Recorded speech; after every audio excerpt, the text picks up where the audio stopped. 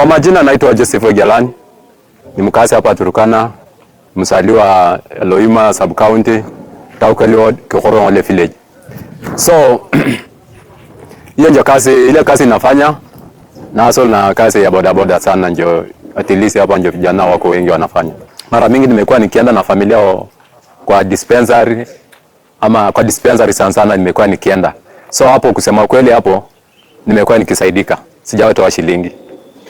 Hapo sitadanganya na si hata kama sipendi serikali, heri tu niongee ukweli. So kwa hapo nimepeleka familia yangu, wanaitisha tu ID, wanaweka kwa system, inaonyesha na hata isemi nimelipa ama sijalipa, naambiwa aenda pale, natibiwa, ninaenda nyumbani. Ile kabisa really nimepitia kwamba nimeona kuna changes. Affordable housing hapa Turkana ni ndoto. Jana tu ndio rais alikuja na afuta kukuja, alienda kabisa straight mpaka Turkana University.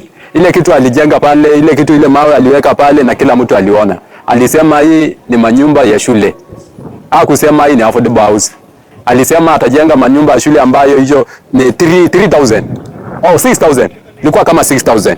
Ilikuwa 6000 hizo manyumba ikijengwa totally.